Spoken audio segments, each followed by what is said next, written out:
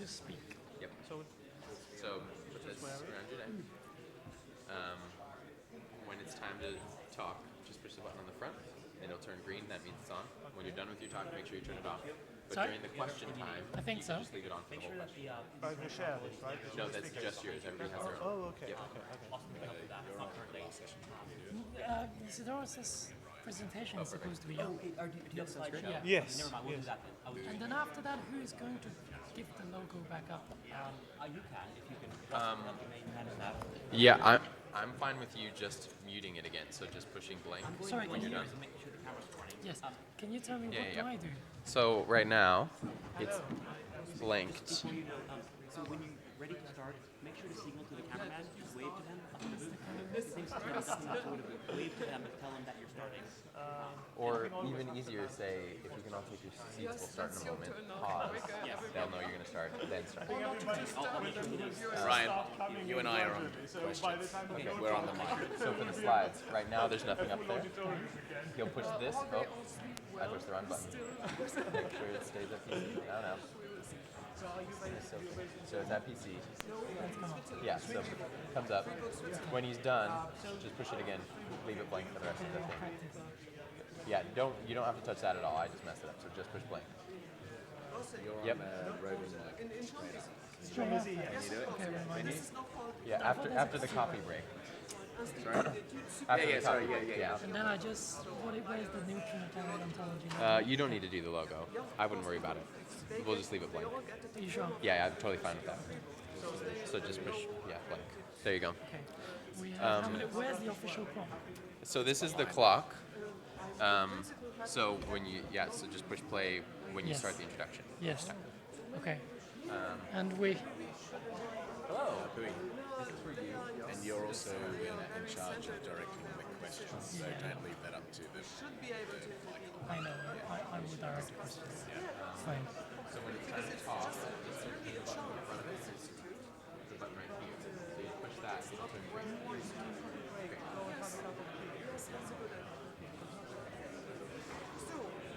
Are you all ready? Oh.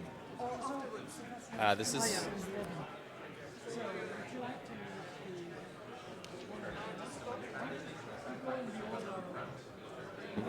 That means it's on.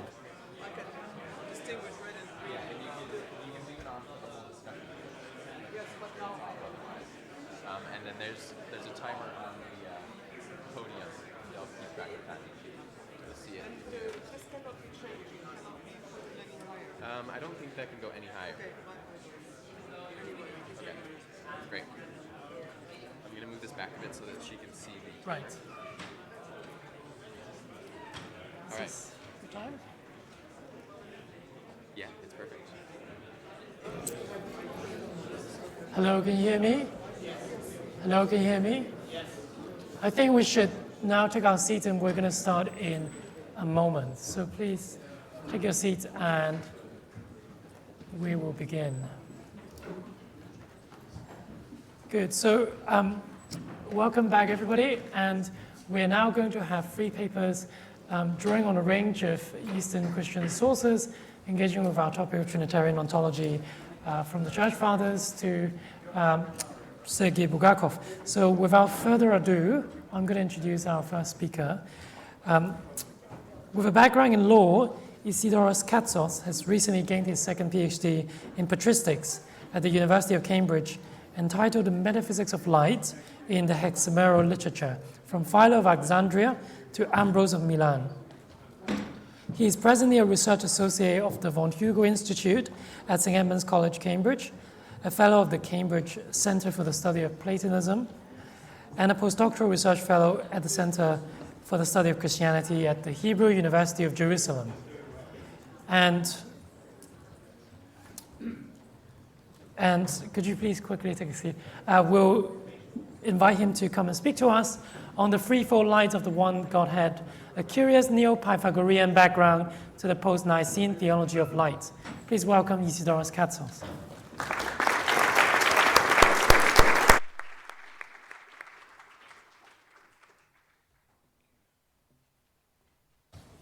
Okay, it's on. Shall we?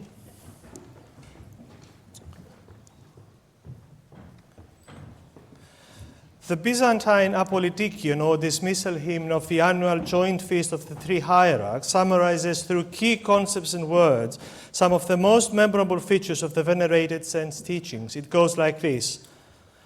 The three most great luminaries of the three-sun divinity have lit up the whole earth with rays of doctrines divine. They are the sweetly flowing rivers of wisdom who have watered all creation with the streams of divine knowledge. Basil the Great and Gregory the theologian, together with the renowned John, whose tongue is of golden speech.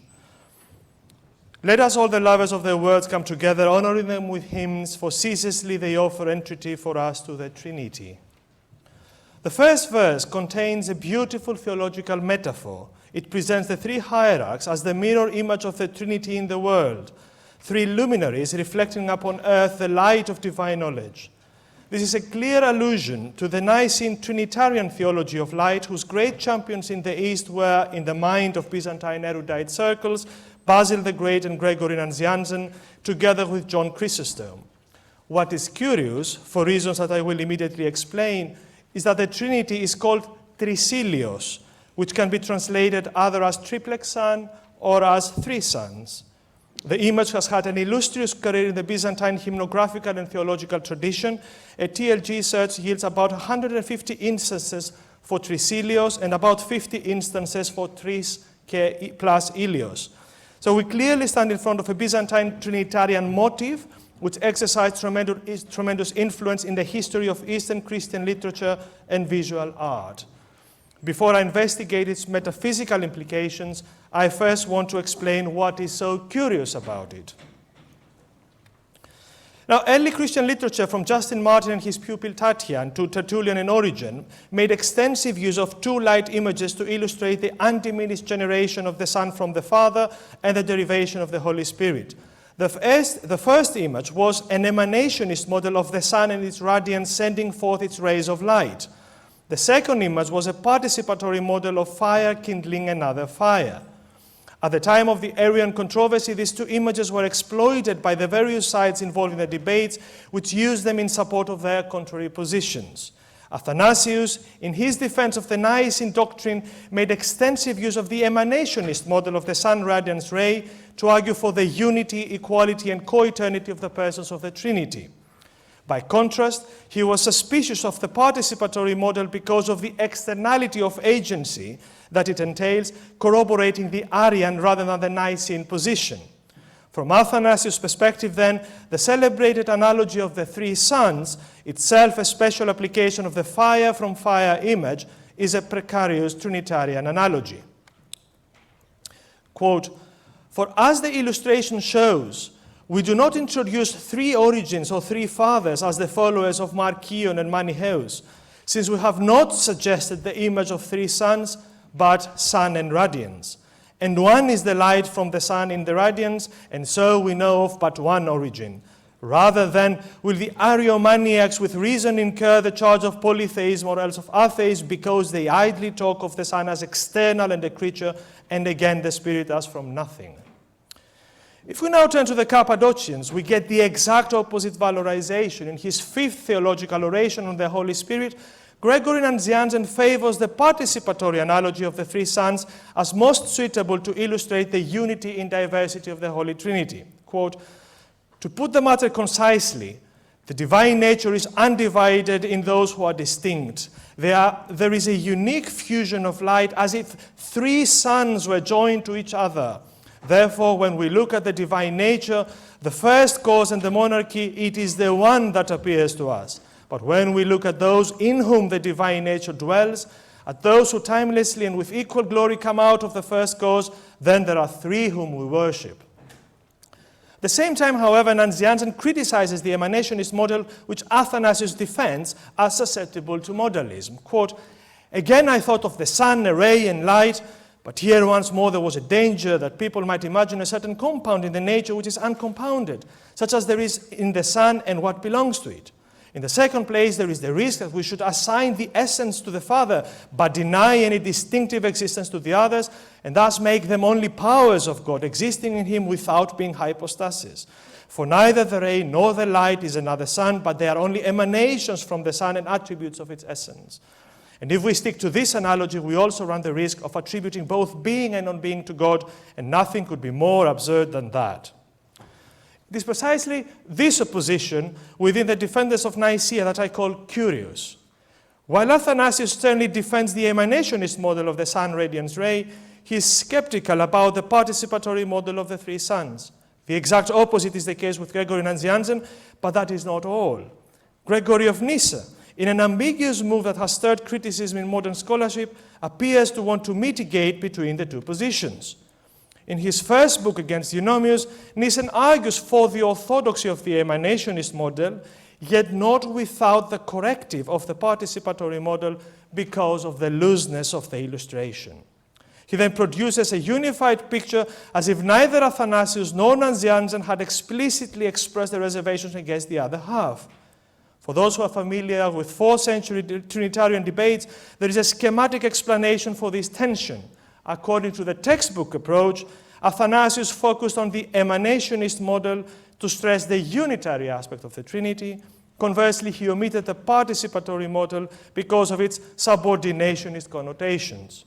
Nazianzen, on the other hand, opted for the participatory model of triplex light to stress the substantial, that is, hypostatic coexistence of the three persons of the Trinity, while he downplayed emanationism because of its sub-alienist implications. Nyssa presumably fused the two positions into one in the hope that their combined strength would eliminate their individual weaknesses.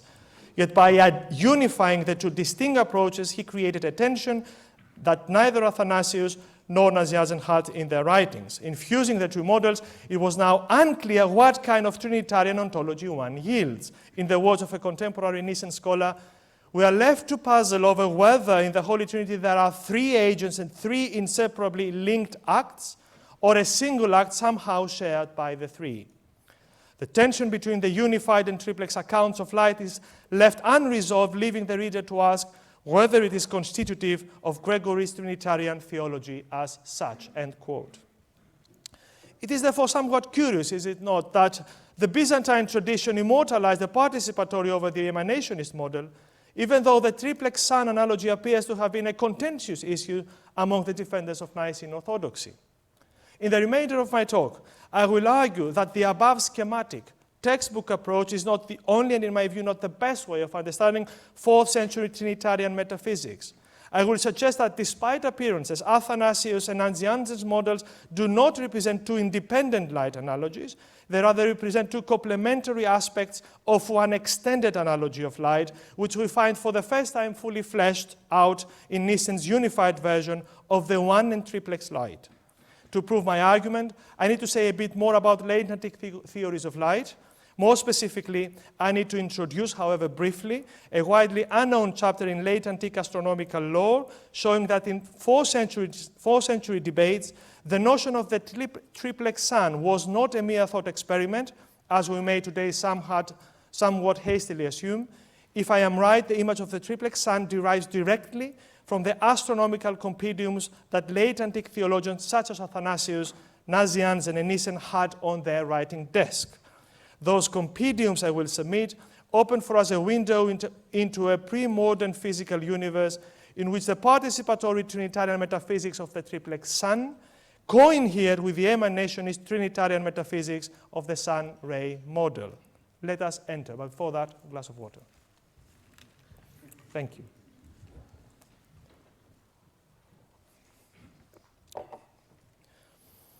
When we search for an entryway into late antique astronomical lore, there are two major sources available to us. The first is a doxographic compilation preserved under the name Placita, that is the doxa or views of the philosophers coming down to us through three main sources, Pseudo-Plutarch, Stobaeus, and Theodoret, and ascribed to the late 1st century doxographer Aetius. The second is an introductory commentary on Aratus' popular astronomical poem, The Phenomena, attributed to the 2nd century writer Achilles Tatius. Both works were widely distributed in late antiquity, and they both dedicate a chapter on the sun. Achilles' Isagoge includes a fair number of doxographical passages on the nature of the sun. Of the views cited, the one attributed to Philolaus stands out for the purposes of our discussion because it contains an explicit reference to a triplex sun, trison Helion. I quote, Philolaus says that the sun, receiving its fiery and translucent nature from the ethereal fire above, sends forth a beam to us through certain pores. The result is that according to him, the sun is triplex. In one respect, the sun is said of the ethereal fire. In another respect, it is said of what is sent by the ethereal fire to the so-called glass-like sun underneath it, and in a third respect of what is sent forth from the sun down to us. According to Achilles' account of Philolaic cosmology, there is a triplex sun in the universe. Or it would be better to say that the name sun has a threefold reference.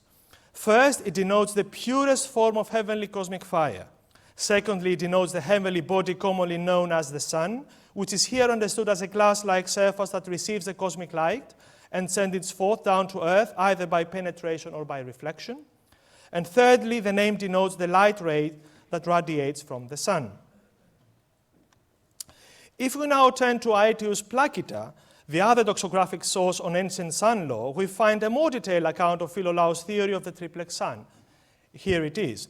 Philolaus the Pythagorean says that the sun is like glass, on the one hand receiving the reflection of the fire in the cosmos, on the other hand pushing the light and the heat through towards us so that it seems fitting to designate as the sun, first, the fiery substance in the heaven, second, the one derived from it and mirror-like, and third, the beam spread out towards us from the mirror through reflection.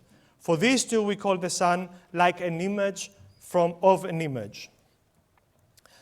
Aetius' account differs slightly from Achilles' version. The first sun is now identified as the Pythagorean cosmic fire, which is probably located at the center of the universe rather than its periphery.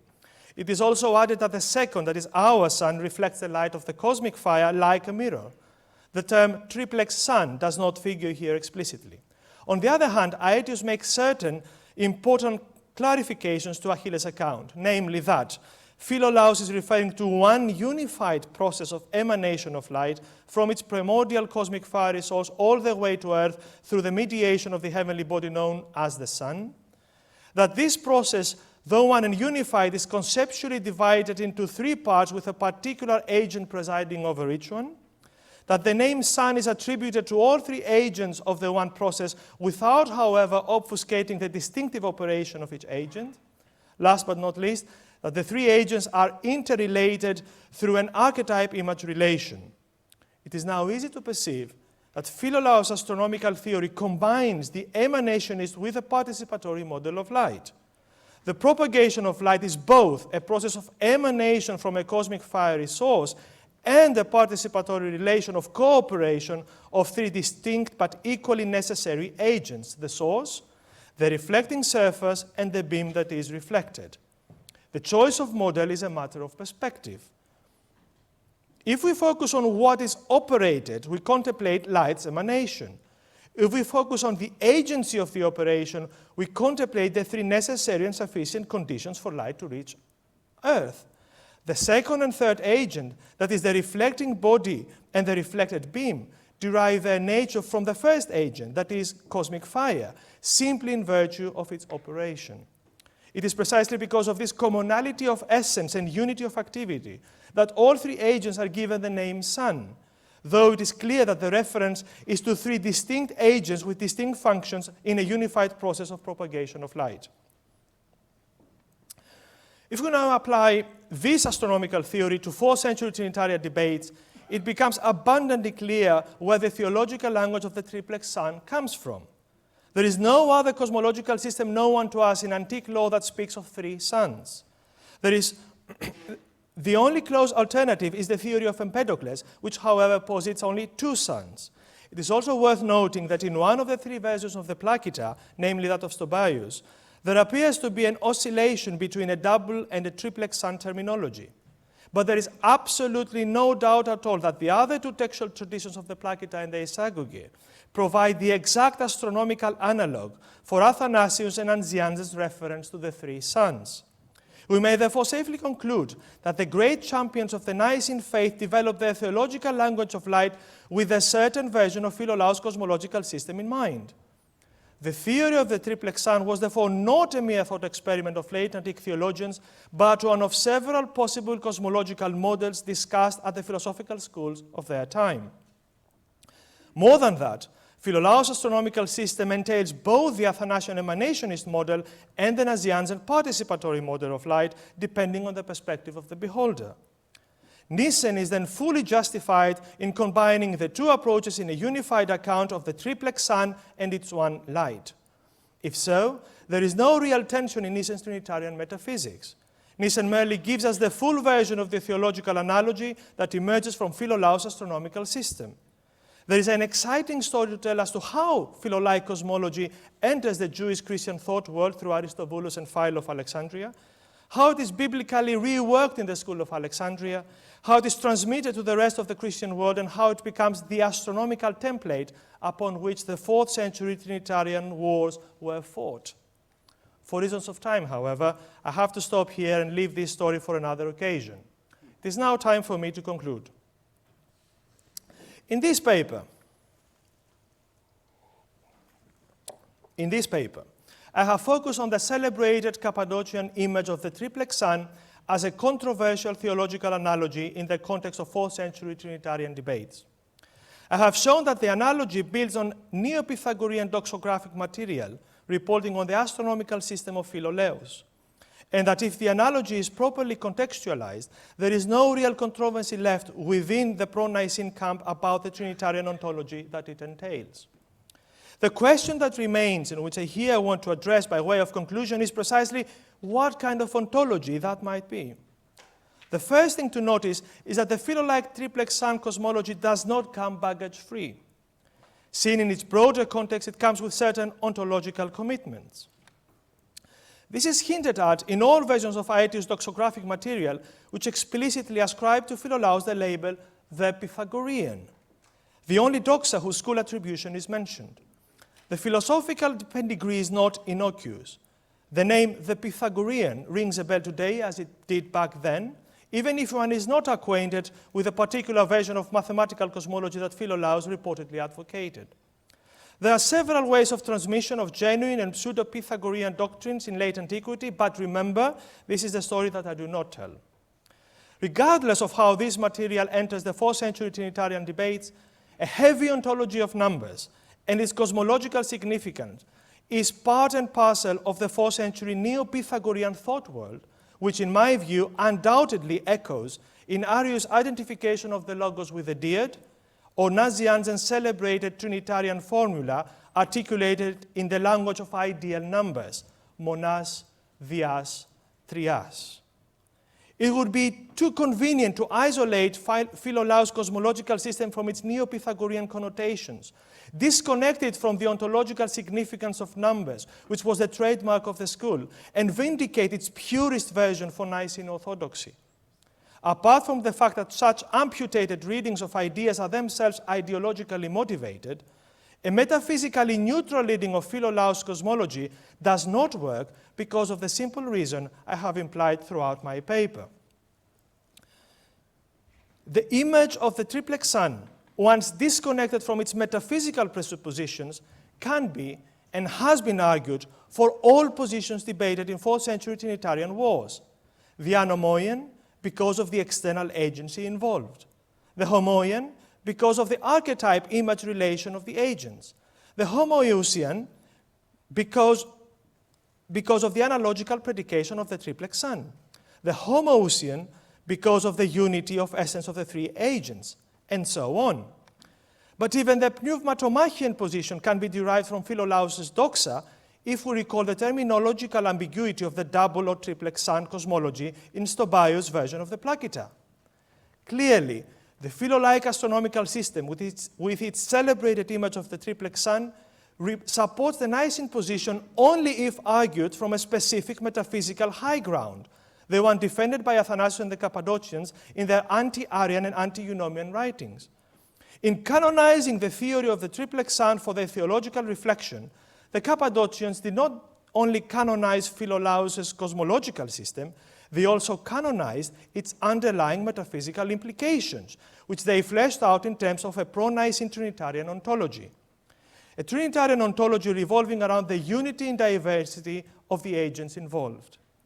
If so, Athanasius and Nazianzen were not in real disagreement with each other, and the controversy over the analogy of the triplex sun was not a curious moment of internal discord in the pro-Nicene camp. It only appears to be curious if we lack the philolaic astronomical background to decode it.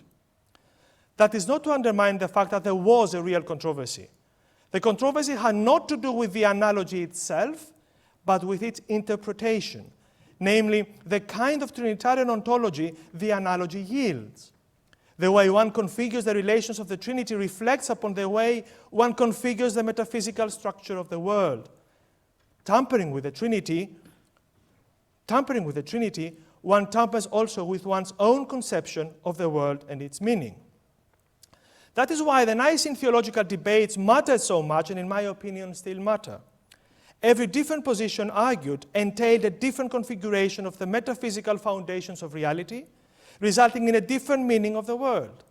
The Trinitarian debates were not about a divine life beyond this world.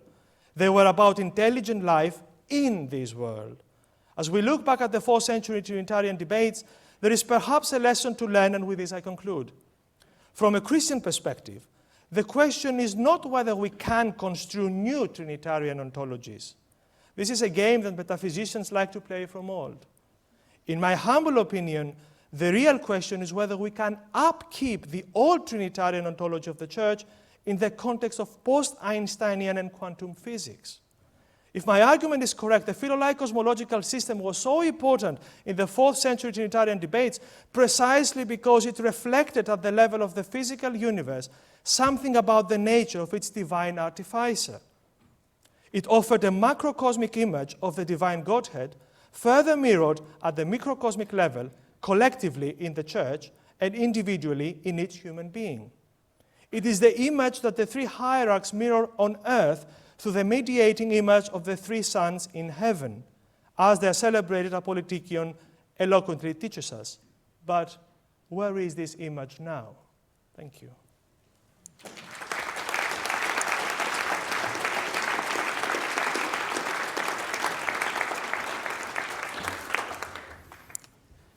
Well, thank you, Isidoros, for what might be called a late antique case study of science-engaged theology. And that it shows, perhaps today, the question still remains, what kind of metaphysical interpretations are required to think about our Trinitarian theology and how it is science-engaged, maybe in a different way. Moving on to Byzantium, we have Professor Andrew Louth speaking on Trinitarian Ontologies in St. Maximus the Confessor and St. John Damascene. Andrew Louth is Emeritus Professor of Patristic and Byzantine Studies at the University of Durham. And from 2000 and 2014, he was the visiting professor of Eastern Orthodox Theology at the Free University of Amsterdam. He's also a fellow of the British Academy. His research has spanned the whole of patristic tradition, as well as modern Eastern Orthodox theology. Shall we welcome Professor Andrew Louth?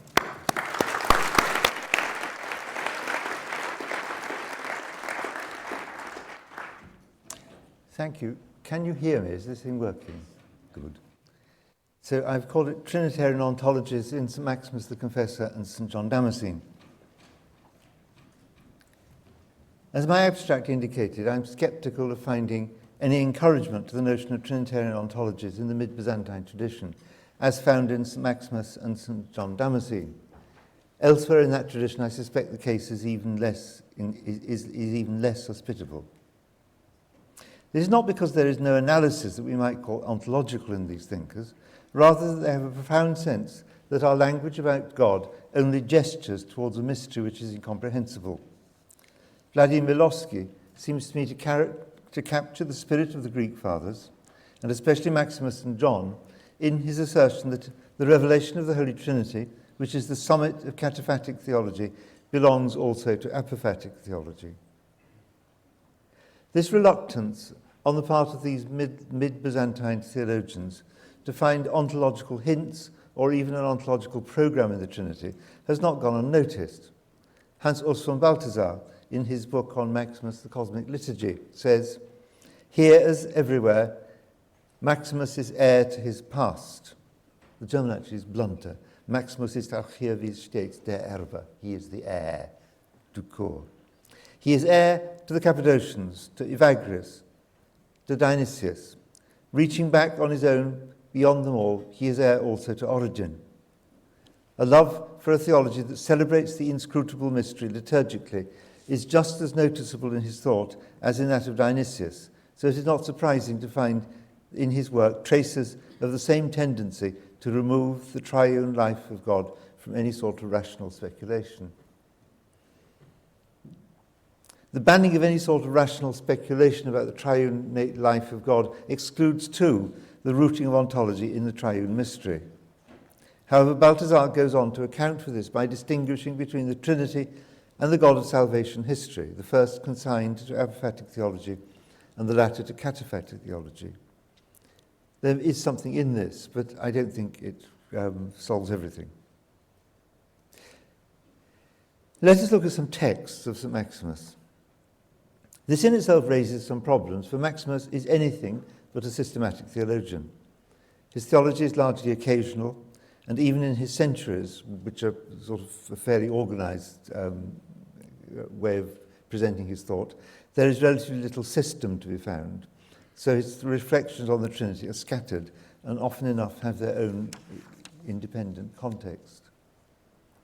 Nevertheless, there are two places where Maximus begins a train of thought with an exposition of the doctrine of the Trinity. At the beginning of the second of his centuries on the theology and the economy, sometimes thought to constitute his revision of an Origenism that he finds in many ways sympathetic, and at the beginning of his treatise known as the 15 Chapters, which prefaces the 5 centuries of largely extracts from other works of the Confessor found in the Philokalia, which again could be regarded as a rare spurt of systematic exposition. The passage from the 2nd century runs thus. God is one because there is one Godhead, unoriginate, simple, beyond being, without parts, indivisible, the same monad and triad, the same holy monad, the same holy triad, the same holy monad in respect of his being, that is katatin ousian, the same holy triad, katatas hypostasis. For the Godhead is Father, Son, and Holy Spirit, and the Godhead is in Father, Son, and Holy Spirit. And there follows a long passage in which wholeness in wholeness is spelt out in detail, a detail that rather puts the Athanasian Creed in the shade. What is striking about the passage cited is the clear distinction between the ontological status of the unity of the Trinity, the monas, perceived, and that of the hypostasis, the trias. That ontological distinction, which sometimes takes the form of distinguishing between the verbs to be, ine, and to exist, if you want to translate it like that, iphistine, used particularly in Ambiguum 1 ad tomam, is not extended explicit by Maximus to the unity and distinction of human persons, though many who appeal to Maximus do just that. Maximus does use another distinction between tropos tis ousias, or physias, and tropos tis hypaxios, which he does apply to created reality. But even there, that doesn't seem to be his primary concern.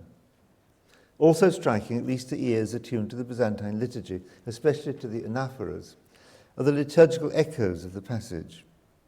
Balthasar, of course, quotes this, but doesn't pick it up in his own subsequent thoughts. If we turn to the Capita, the 15 chapters, the first chapter goes like this.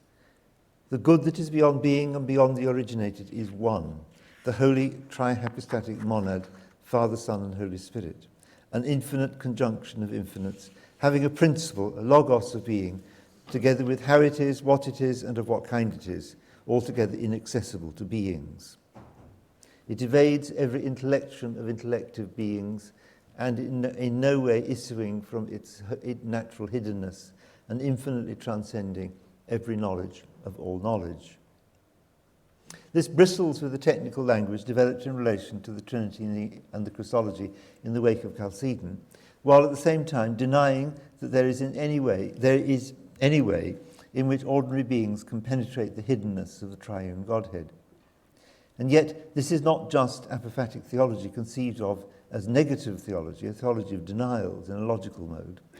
Reference is made to God's kataphysin kryphia, his natural or essential hiddenness, seems to me to point more to an attitude of awe before the mystery of God, rather than to a human theological program of logical denial. This seems to me even more evident in the two passages about the Trinity in Maximus's works. Two other passages in the Trinity Maximus's works. Passages from On the Lord's Prayer and from the Mystagogia that are clearly related, the former from the Lord's Prayer being an expansion of the latter. The latter from the Mystagogia states that the Logos, the Word, leads the soul to the knowledge of theology made manifest after its journey through all things, granting it an understanding equal to the angels as far as this is possible. He will teach it with such wisdom that it will know God to be one nature and three hypostases, a trihypostatic monad of being and a consubstantial triad of hypostases, monad in triad and triad in monad, neither one and another, nor one beside another, nor one through another, nor one in another, nor one from another, but the same in itself and by itself and next to itself, and with itself a sole ray shining in the single form of one triple splendid light. In this light, the soul, now equal in dignity with the holy angels, having received the luminous principles which are accessible to creation concerning the Godhead, and having learnt harmoniously with them to praise the one Godhead triadically without keeping silent, is brought to the adoption of grace through a corresponding likeness. The context here is the epitome of the argument of the Mystagogia, summarizing how, through an ascetic life and participation in the Holy Mysteries, the soul is led by the Word to contemplative union with God, whose nature is expressed in the austere terms of conciliar orthodoxy. The terminology is to preserve one from misunderstanding that would prevent any true encounter with God. But the understanding granted, bringing the soul to equal dignity with the angels, is beyond any kind of conceptualization. This is very much the same, it seems to me, indeed perhaps even clearer, when we come to St. John of Damascus, a theologian indebted to the Confessor, though with his own interests.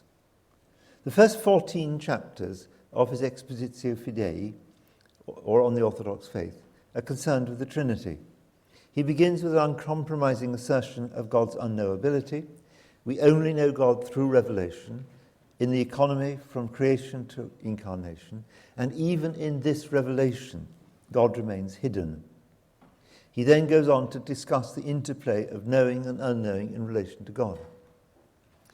When he turns to the Trinity itself, he bases himself on the early chapters of Gregory of Nyssa's catechetical oration, in which the doctrine of the Trinity is developed from considering the triad of God, his Word, and his Spirit, a way of introducing the Trinity found in all the Cappadocians. This manifestation of God through his Word and Spirit belongs to the divine economy, and John has already introduced the distinction between theologia and economia at the beginning of chapter 2. Nevertheless, what is revealed in the divine economy, as he puts it in chapter 2, God without beginning, without end, eternal and everlasting, uncreated, unchangeable, unalterable, simple, uncomposed, bodiless, invisible, untouchable, uncircumscribed, infinite, ungraspable, incomprehensible, inconceivable, good, just, almighty, creator of all creatures, ruling over all, all-seeing, caring for all, exercising authority, judge. And that he is one God, or rather a single being, and that he is acknowledged and is in three hypostases, Father, that is, and Son, and Holy Spirit. This passage, I think, has an even more distinctly liturgical ring than the passages from Maximus. And it's present even more clearly when he comes to sum up his understanding of God as Trinity in chapter 8, a chapter called On the Holy Triad. I copied it all out, but I'll only read a bit of it. We consequently believe in one God, one principle without beginning, uncreated, unbegotten, indestructible and immortal, eternal, infinite, uncircumscribed, without definition, infinitely powerful, simple, uncomposed, bodiless, and so on, and so on. And concludes with saying, one Father, Son, and Holy Spirit, into which we are baptized, for so the Lord commanded his disciples to baptize, saying, baptizing them in the name of the Father, and of the Son, and of the Holy Spirit. A remarkable passage epitomizing the whole development of patristic Trinitarian theology and alluding, I think, in a very interesting way, very clearly, to the wealth of intellectual traditions that are drawn on. Full of technical terminology and profoundly apophatic, but coming to rest on the words Lord's to his disciples about preaching the gospel and baptizing. However, the Damascene makes it quite clear that we are only gesturing towards something we cannot understand, and in particular emphasizes the complete lack of continuity between the uncreated Godhead and everything created. God the Trinity is monas ke trias, and a unity admitting of distinction, but there is no analogy between this and the unity of persons represented by the human race. John is quite categorical. He introduces with a kind of tick he has, a kind of mark of attention that occurs frequently throughout the exposition of the faith. He says, "Krie the edene." It is necessary to know. He marks these things. There are quite a lot of things it's necessary to know, and he marks out in this way. It is necessary to know, he says, that it is one thing to be beheld in reality and one to be beheld in thought and concept. This contrast between being known pragmati and being known logo ke epinia.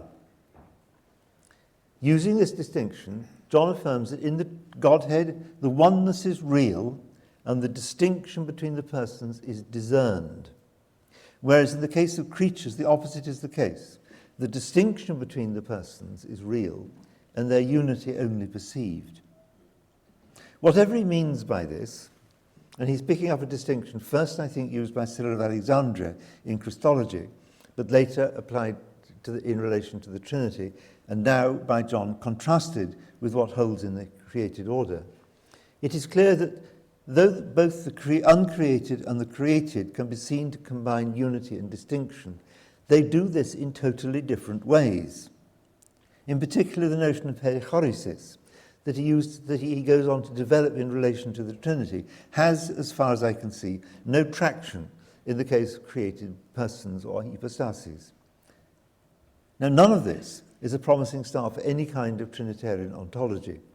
It seems to me it goes well beyond the monitum of the Fourth Lateran Council, that inter creatorum e creaturam non potes similitude natari, quin inter eos maior sit dissimilitudo notanda.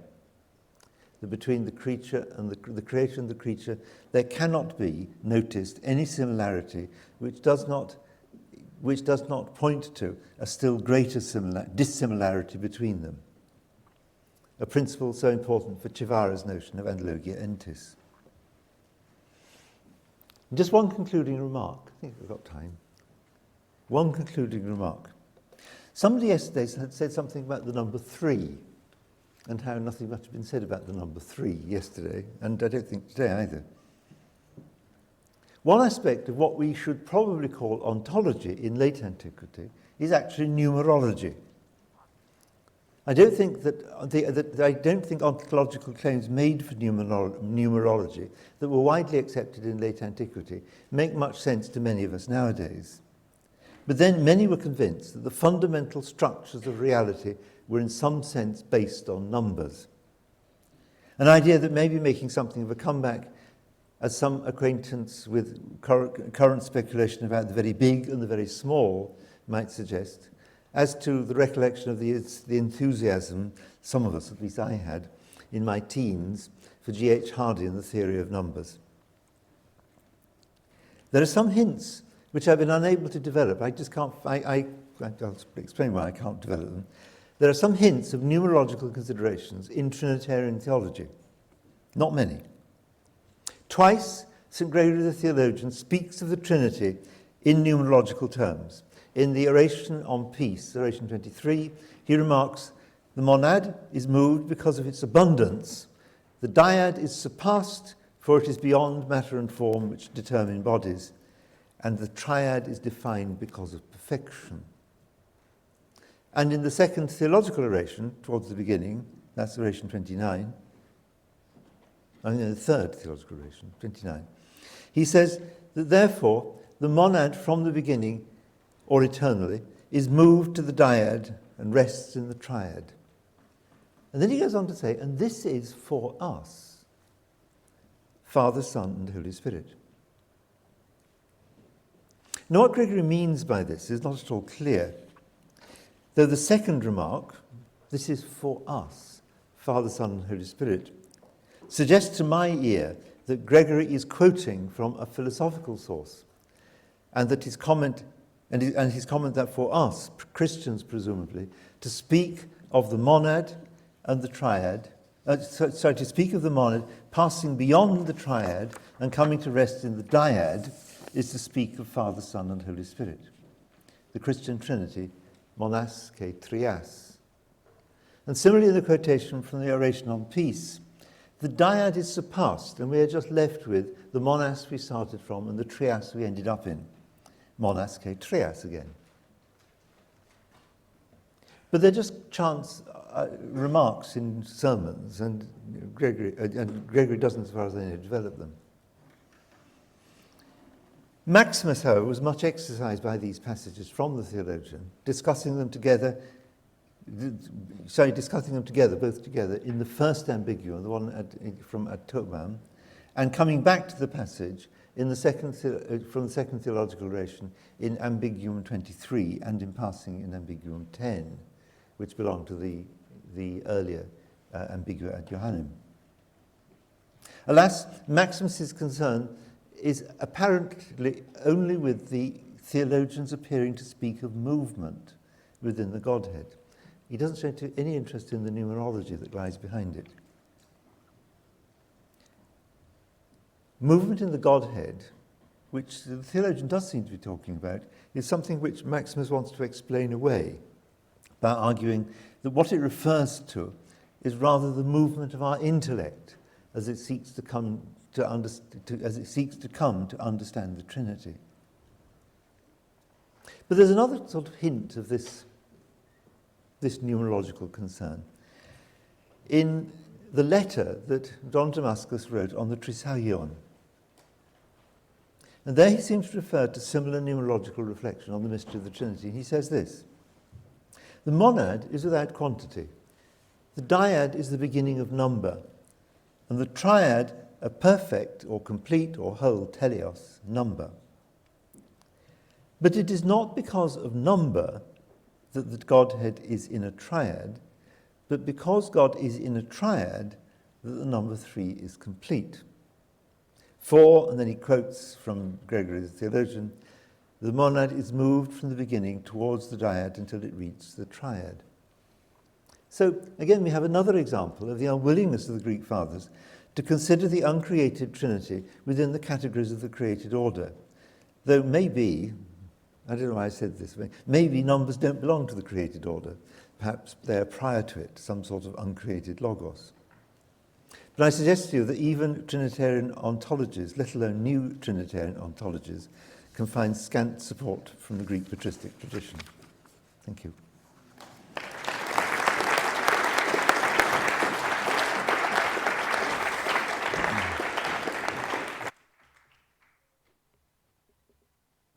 Well, thank you, Professor Louth, for giving us some challenging thoughts on whether the project of new Trinitarian ontologies can find inspiration from the Greek, especially the Byzantine tradition. And I'm sure many of you will have questions on what he has suggested.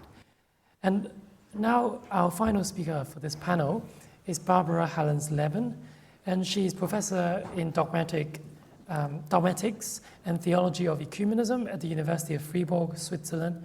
She's the director of the St. Nicholas Study Center for Eastern Churches, and she's on the academic board of the Institute of Ecumenical Studies, both at Freiburg. She's involved in a new German translation project of the works of Sergei Bulgakov, and she's indeed speaking to us on Bulgakov today.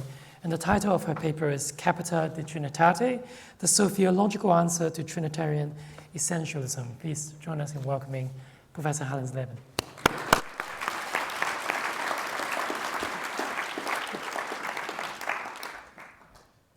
Dear colleagues and friends, thank you for integrating me and our Freiburg doctoral students in the adventure of this conference.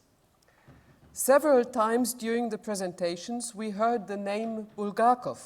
I will focus on this Russian Orthodox thinker and his Glavy o Troичности, perfectly translated into German as Capita de Trinitate, and published in 1936 and 1945, but not yet translated into English. I will present 3 theses referring to Bulgakov's text. Bulgakov expresses high esteem for philosophy in general and for the philosophy of German idealism in particular. In his book, The Tragedy of Philosophy, published in German in 1927, he develops a Trinitarian theology based on the aporetic structure of thought in the German philosophers Kant, Hegel, and Fichte. The central idea reappears in Capita de Trinitate, I quote, "There are 3 basic types of the self-determination of thinking, which specify its starting point and general direction. According to these 3 possibilities, all philosophical systems specify themselves in their basic principles. It's first, hypostasis or person, second, as it is developed in Fichte, second, idea, logos, meaning, as it is developed in Hegel, and the substantial being as unity of all finite determinations of being, like in Kant." The 3 elements correspond to the basic structure of language composing subject, object, and copula, as we already heard by Rowan Williams. So the entirety realizing itself can be expressed in the simplest phrase, I am A or X. Potentially everything. This formula, which represents a judgment, contains in itself not only an abbreviated scheme of all what truly exists, but at the same time of the history of philosophy. All these approaches are right and necessary, but if they try to include the others in the form of a system, they fail, like Icarus coming too close to the sun. But in his flying up, as Bulgakov says, he, the philosopher, looks at something, and what he glimpses is what he speaks of in his philosophy. And yet, his fate necessarily is to fall down, for he carries within himself the desire for a system. In other words, he wants to create the world out of himself, out of his own principles, in a logical way. You will be like gods. We arrive at our first thesis. An anthropological or linguistic approach is possible, even necessary, without ending in explicit or implicit subjectivism and reducing God to our concept of God. Bulgakov starts with the confidence, anthropology is the natural basis of theology. His conviction has an ontological foundation in the doctrine of humankind's creation in the image of God, but without depending on the acceptance of this doctrine in the form of faith. He continues in a strictly philosophical and existential way, not less radical than Fichte, I quote. "The created human I, as Fichte has shown very clearly, is simultaneously conscious as an absolute I and as a relative I. In this dilemma, all its forces are exhausted. As the self-positing I, it is super-temporal and super-empirical. It is the sun that illuminates everything with its light. But as the finite I, it is not self-sufficient and not grounded in itself.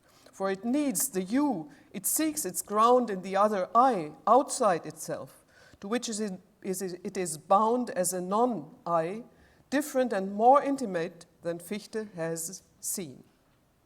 You can see here from the very beginning that the highest, most courageous claim and the deepest humility coincide, and this coincidence has the form of an antinomy. The antinomy of the absolute relative I terminates in the bad movement within the bad infinity, that is, it finds no solution at all. And moreover, the I-U needs a Trinitarian complement.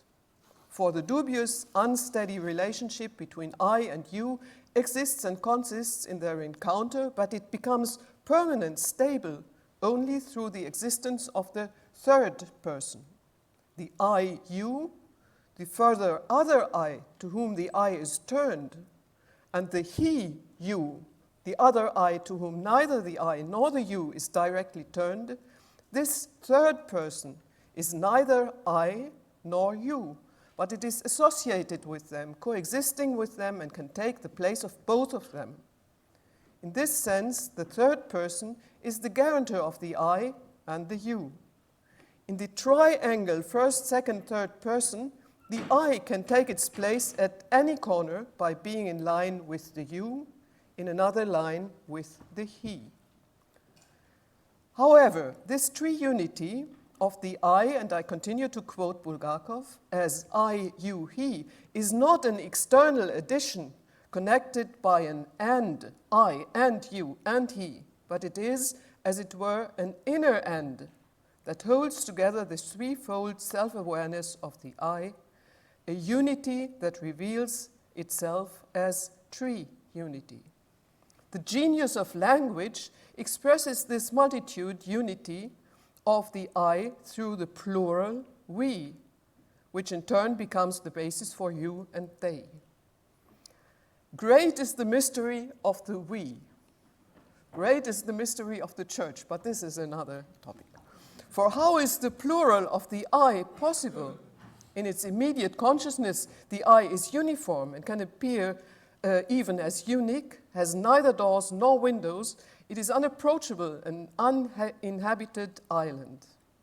We are not only a grammatical form, but a true revelation of language about the nature of the I, which exists only in the acceptance of the co-I, not of the object, but of the co-I.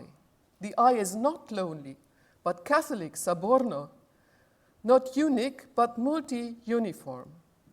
And yet, precisely this fact constitutes, in the self-consciousness of the I, the aporia, leading to the antinomy. For the I, the co-positing of the I-we and the I-you and the you-he constitutes an antinomy. One might ask, but what is the difference between Bulgakov and Fichte, whom he attacks so strongly for his Luciferian philosophy of the I? The answer seems to be easy. Fichte would say, my I obliges me to posit the whole reality from within myself, so I should be able to do so, and I do so. Bulgakov would agree with the first part, but continue differently. My I obliges me to posit the whole reality from within myself, but I am not able to do so, and in trying it, I realize and I recognize my own finitude. But I keep alive the inner aspiration of the I as a promise. Bulgakov would never completely renounce being Icarus. He would accept the risk of failing and falling. You could also say he would accept the risk of sacrifice, of thinking. Finally, the question is not, should we start theology with God or from a human perspective, but is there a real beginning as origin or not at all? The first thesis ends with the affirmation, the human being cannot be the origin. We face the antinomy and the aphoretic situation, how we could overcome our metaphysical egoism and loneliness, which in the same time is blessing and curse, wealth and poverty, exousia and powerlessness. So we arrive at the second thesis. The aphoretic structure of natural knowledge of God is overcome in monotheism that is not to be reduced to henotheism, but strictly conceived as a Trinitarian monotheism, bringing God and humankind into a personal relation. For Bulgakov, in fact, revelation is the answer to the aphoretic structure of natural knowledge. I quote, "There is no logical deduction bridge leading from the I to the other I or to the you. For the I, the you is always revelation, even a kind of first natural revelation, a fact of experience, an encounter, an emergence of the I from itself into the other." In St. Bernard of Clairvaux, we find an astonishing affirmation, I quote, "Ego quidem amicum venientem ad me non alium intelligo quam me ipsum." As I see the friend approaching me, I do not conceive anybody else than myself. There are other examples of the mystical identity, not only of St. Paul's I in Christ, but of the friend as the other I par excellence, that all at once coincides with the I in its larger triune constitution. The second thesis does not follow with a logical necessity from the first one, but it is no more opposed to our rational capacities. Bulgakov wants to prove that only the doctrine of revelation about the Holy Trinity includes the solution of all the difficulties of the natural knowledge of God and a way out of the aporia of the I. Polytheism, in this sense, is an understandable way of projecting the plurality of eyes onto the heavenly world without overcoming the aporia of bad infinity. Bulgakov also reminds us that there is a henotheism that remains a complement of polytheism, as it is just an arbitrary decision not to go beyond the first God that I can grasp. And in this sense, this possible one God remains a God in genere. Let us listen to Bulgakov himself. We come back to the question of the difference between henotheism and monotheism, between the arbitrary, unfounded, and the internally justified, well-founded faith in the one God. What conditions must the absolute subject meet so that it can really be the beginning and foundational origin of the relative subject? It must, in itself, fulfill the conditions that the relative subject fulfills outside itself, beyond its borders. The I does not exist without the second and the third person. It only manifests itself in the we and the plural you. It is Catholic, Saborna, in its consciousness, and a unique person in its existence. In the absolute subject, the incapacity to be in and of itself, and thus relativity, must be overcome. The absolute I must be in itself and for itself, also absolute you and he, and also in itself and for itself, absolute we and you. But is such an unthinkable and unrecognizable being possible? Is there an absolute subject that is both I, you, he, and we, you, they? Revelation teaches the absolute subject as the three hypostatic God, and it is precisely this doctrine that corresponds to the postulates revealed in the self-consciousness of our I. And you see here the convergence between philosophical reflection and revelation. Bulgakov takes up here the tradition of Trinitarian traces in anthropology, but he criticizes Augustine for the element of reason, will, and memory still hide the subject, which is the essential dimension of hypostasis, person, the highest ontological reality, as St. Thomas says. The third and last thesis. Theses 1 and 2 receive their strength from the specific sophiological approach that includes divine and human nature in a strictly personal perspective and in a critical distance from Western Trinitarian essentialism. I will not enter into the discussion here whether and to which degree Bulgakov's reproach of Western essentialism does justice to the Western thinkers he refers to. Our purpose here is to better understand the position of Bulgakov himself and to respond to the question of the whole conference. Bulgakov states, sometimes the dogma is interpreted in the sense that Trinity refers to the hypostasis, while unity refers to nature. The immediate consequence is the absolute rationality of dogma insofar as Trinity and unity are conceived under different aspects, but such an interpretation adapts the dogma too much to rational definitions. The Trinity must be understood as triunity, both in relation to nature, ousia, and in relation to the hypostasis. The divine person, the divine subject, is not triple but triune. The divine nature is also trihypostatic and united when realized in the triune subject. Otherwise, the unity of the three would only be constituted by their relation to one nature, but in the hypostasis there would be not triunity, but threeness. In fact, in the Western tradition, spirit and nature seem to be incompatible since the turn to modern natural sciences. On this background, Bulgakov's revolutionary statement can be resumed in a provocative way. No spirit without nature. This is Sophiology. No spirit without nature. Let's listen to Bulgakov. God is spirit. Personhood and nature are inherent in spirit. Our hypostatic I is not created in naked self-consciousness, in mere self-reflection, I. It lives in itself, has in its womb the source of life, and its life is everlasting self-disclosure of its own depth and its inexhaustible possibilities. The I simply does not exist without this depth, without this nocturnal darkness from which incessant forms of being, ever new possibilities emerge.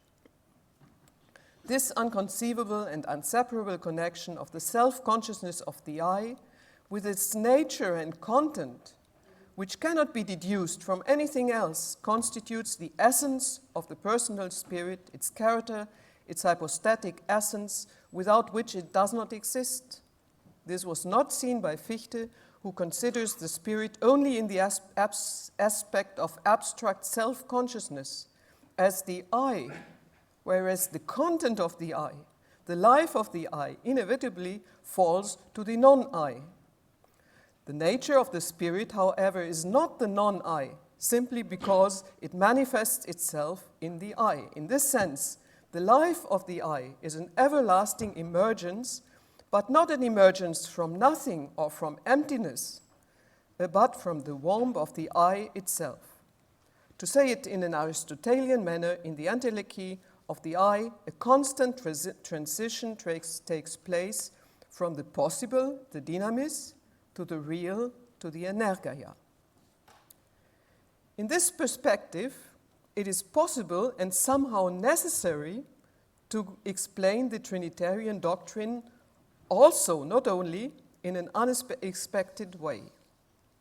God's nature is triune, God's hypostasis is one and unique.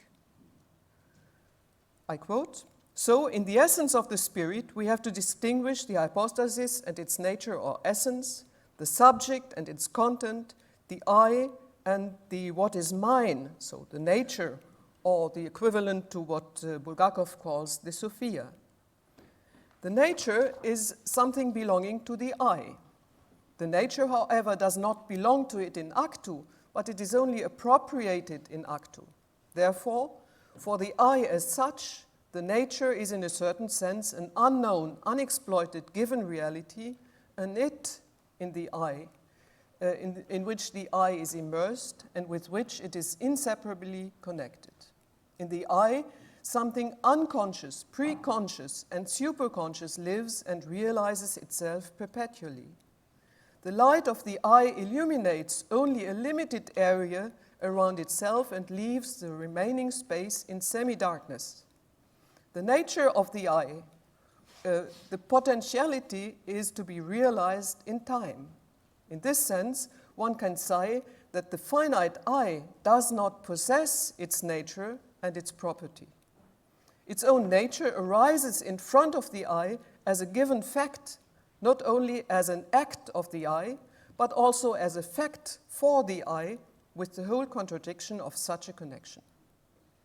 As self-positing, the I can only be realized but by its own act, that is, in an absolute manner, a se et per se. But as a given fact, the I appears to itself as a product or fact. Nature, for us, always frees itself from the rule of the I. Its own nature lives in the I as something that is unconscious, as mere possibility, not as possession.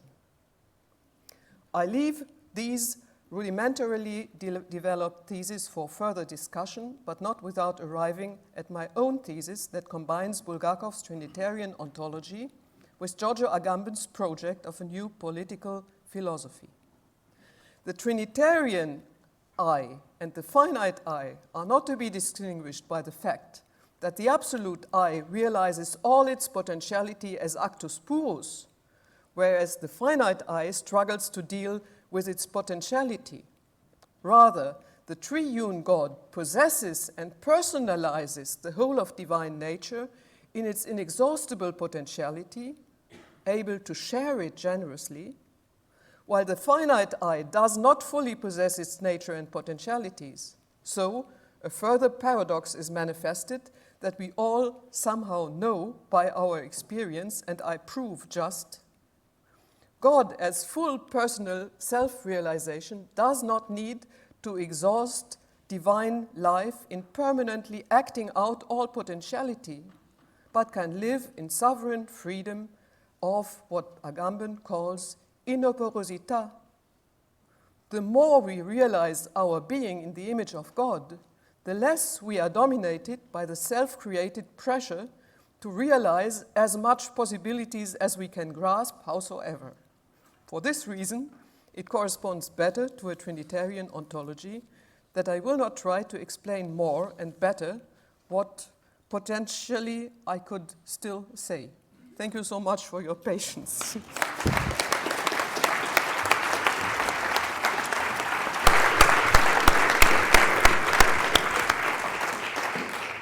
Well, it strikes me that it is apt that we end on the note of reflection on the subject, given that we've just seen from the patristic tradition how the cosmos, the sun, might provide a route to think about the Trinity, and then in the Byzantine tradition how the creator-creature distinction may prevent us to think about Trinitarian ontologies, and then we end on the subject. So without further ado, I will open the floor for questions. Please raise your hand and explain clearly who you are going to address. Yes. Should we start, John? Thanks. It's a question for both Andrew and Isidoros.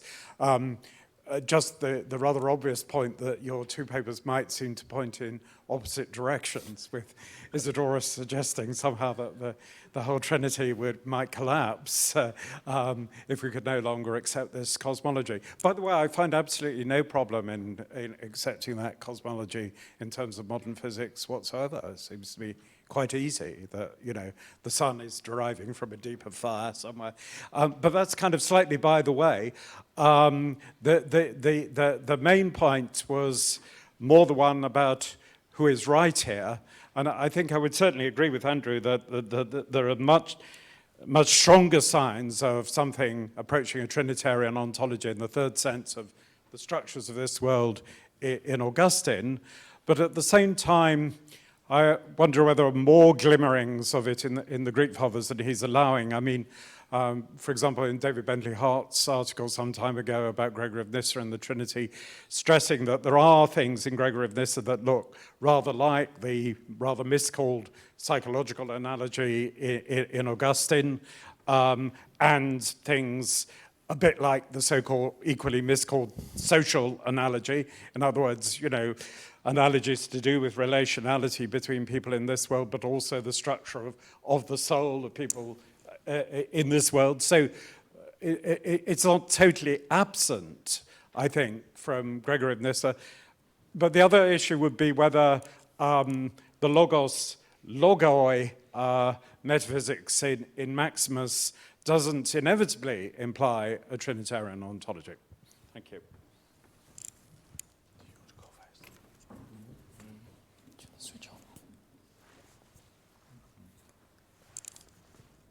Yeah.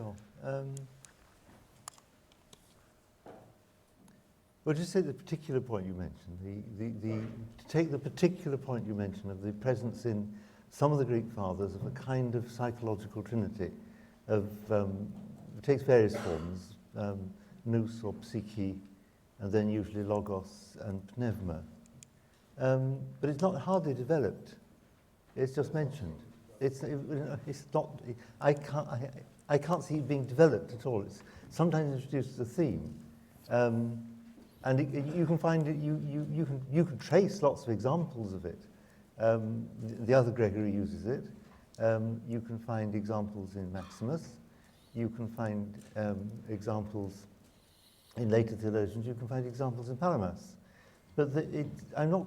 But if you ask me what they're saying, I would be very hard put to explain, because they don't develop them. They just mention this as some sort of echo of the Trinity. But in what way?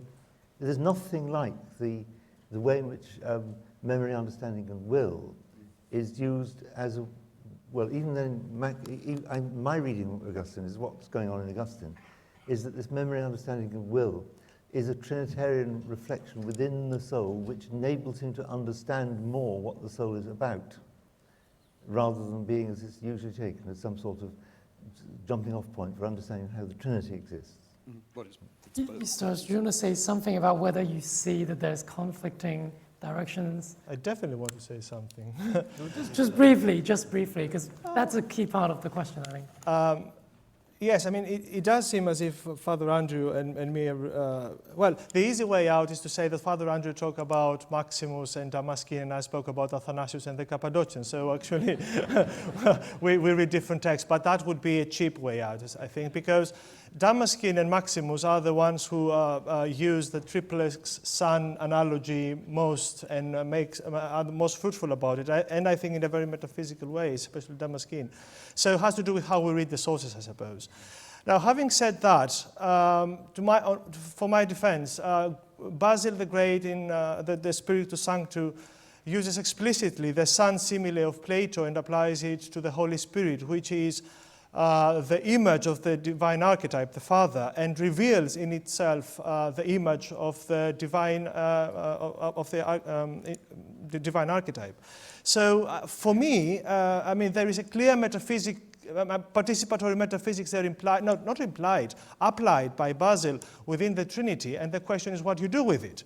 But I think I would definitely, and one way of unpacking it, that has been my whole approach, is to think platonically, but from a Christian perspective, on the craft analogy. I mean, what does creation mean, and what does creation tell us about the artificer, the creator? So there's an analogy to unpack that by contemplating the activity of an artist, we learn a lot about the artist, although we don't know the artist himself necessarily. So in that sense, I think, actually I'm saying the same thing as Father Andrew, because it is apophatic, this approach from nature. And moreover, Father Andrew ended with numerology, and precisely in this participatory metaphysics, numbers are the mediating principles between the visible and the sensible world and the intelligible. And it is precisely this springboard of metaphysics that from a Platonist, Neo-Pythagorean perspective, one would start decoding, you know, but there wouldn't be propositions about the divinity. It would be about the structure of reality. But that's some sort of Trinitarian ontology. We can continue this. I said I definitely think there is some. Yeah, but I think we can continue this line of numerology. I'm sure you have plenty to say about questions. I saw quite a few questions. There's one here, gentleman waiting here for a long time, and there's one up there at the back. Thank you very much for your talks. One question for Barbara Hallensleben. Perhaps I couldn't understand everything quite well. You, if I'm not mistaken, you said that there's no transition from the I to the you, the needed revelation to make this transit. My question is, if the I has no openness or no tendency or no dynamic to a you, that I could not really have a profit from the revelation, or I couldn't get this link between I and you. If the you is something which happens to me, maybe somebody would say there's a violation of the subject, or could you clarify the openness perhaps of the subject towards a you? Maybe my essential purpose was to make you curious to read Bulgakov yourself. Okay. So in this sense, I would propose that you look for the answer by reading it. But I think my first thesis strongly confirmed that there is not only an openness of the I for the you, but there is the necessity to go from the I to the you, but with the discovery that the you is not posited by myself. So in this sense, for the finite I, this necessary openness and transition implies that the I has to combine two acts in antinomy, to go to the you and to accept that it is not me who posited the you. So in this sense, it's even stronger than openness for Bulgakov. Thank you. A question for Professor Louth. If I'm not mistaken, a question earlier this morning quoted or paraphrased Maximus as claiming that the Trinity is a truth of reason, which astonished me at least. I don't know if it surprised you. It seems to be in blatant contradiction with how you characterized his thoughts. So is there a distinction that can make these claims consistent, or is there real contradiction there? Thank you.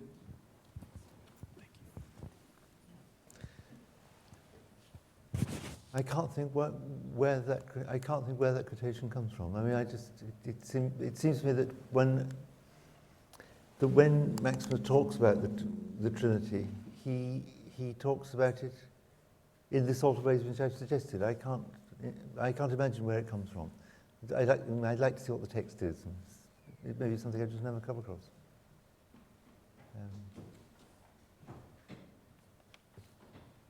We've got plenty of time for more questions. Yeah, sure. Right, so this is a question for Isidoros.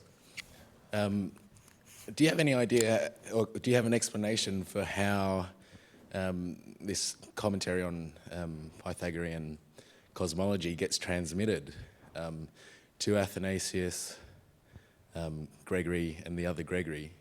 I think at one point you sort of made a loose suggestion that, you know, Gregory of Nyssa has this on his writing desk.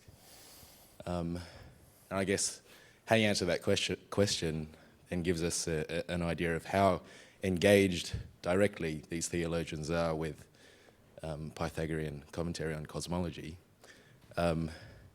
For example, this morning we heard the example of a wave-particle duality in John Betz's talk, but I don't infer necessarily from that John Betz had a copy of, you know, quantum mechanics on his desk when he's writing the talk. So perhaps could you explain how you think this transmission occurs historically? Yes, thank you. There are two things. I want to clarify them. The one is the astronomical compendiums I've been talking about, so the Aetus, Placita, and Achilles Isagoge, and other similar compendiums that were around. And the other is Pythagorean, Neo-Pythagorean doctrines as such. They are two different things. All I was saying is that the view of Philolaus as we have it in those compendiums, probably according to the status of philological research, does not reflect exactly Philolaus' own opinion, but comes down mediated through later additions from Platonist perspective, especially the ending, the image of the image sounds to be from a Platonic Platonist reading of the original Philolaic account, but the material seems to be original. They don't have to have them on the text, but they do need to know, because, for example, in Aetius we have 15, I think, different cosmological versions, so 15 different opinions. In Achilles, something 9 or 10 different opinions. So somehow there is a reason why they chose 1 out of 15, and there must be a reason why everybody is using the same one and not others. And my point was to show textually that the image of the triplex sun has this cosmological analog, so we need to take it into account seriously. And once you take into account seriously that there is a Pythagorean, Neo-Pythagorean cosmological system as a background to those discussions, then the question is what do you do with all the implication that it brings along? Just like a Platonic image, let's say the sun analogy, what do? Do you isolate it and say, oh, it's a literary trope, they just borrowed it and they do nothing about Platonic metaphysics? Or do you say that there is a story to say there? Now, as regards the Pythagorean, the transmission of Pythagorean, Neo-Pythagorean law into Jewish Christian sources, you have to start with as I hinted at, with Aristobulus and with Philo of Alexandria. In the Diopificio, the second, somewhere in the middle, there's a very large section on number 7, and the Heptomatibus becomes very important, which is Neo-Pythagorean law, very important to all this cosmological reflection. We find it in Philo, but we also find it in the Basilian De Creatione Hominis. So we have Pythagorean law, however mediated, in a body of text of cosmological reflection on the hexameral literature, which is there, which explicitly mentions Philolaus. And then again, the question is, what do you do? Do you just pretend that this doesn't exist, this is a tradition coming down, or do you take it seriously and try to say, how is it possible that from the 1st to the 4th century we have cosmological reflection, anthropological reflection on number 7 and on numbers on number 4 and number 10 in the theological writings, and whether that affects at all their theological thinking or not. In my view, we need to take it into account and try to make some sense of it. Thank you very much.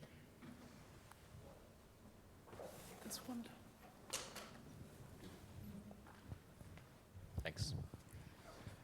Thanks so much. I just want to come back to Professor Louth, and I'm curious about what you're not reading. I know in Maximus there's no distinct systematic Trinitarian explication, but it's all over the place. And in the way that Maximus seems to talk about, especially in the Mystagogy, by virtue of the participant's disposition, and in Difficulty 10, where he talks about God and man being paradigms of one another. And then it's the person who is properly habituated in the life of virtues who receives the mystical contemplation of the Trinity. He writes about that in the chapters of love, which Nyssa echoes, well, not echoes, but which Nyssa says earlier in the life of Moses. And so I'm just curious if what you might be leaving out is all the stuff that's there, and that the Trinitarian Ontology seems to be quite explicit in Maximus, even though it's not systematically spelled out.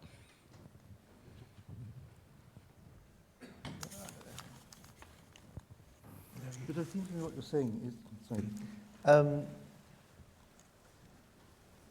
what strikes me about the Mystagogia is that when he comes to talk about what is the Trinity that we are apprehending at the end of this long process of ascetical and of the ascetical life. He doesn't talk about visions or anything like that that we might expect him to do. He talks. He just simply he just simply uses in a very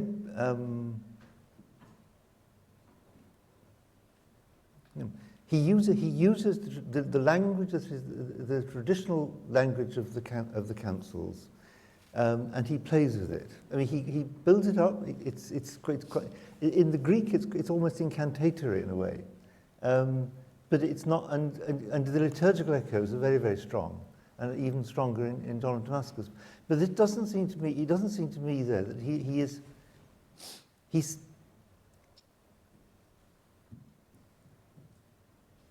What he presents as what you finally understand is what the councils have decided, and in the language the council decided it, if you like.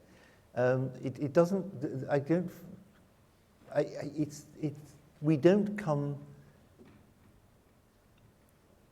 The final results of trying to follow Christ, trying to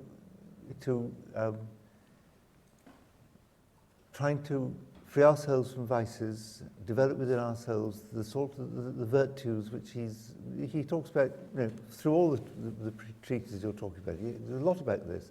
What you end up with is something which cannot be expressed in conceptual terms. It ends up by just simply saying that when we come to it, we come to see the Trinity, and the Trinity is this. And what the Trinity is, this that the Trinity is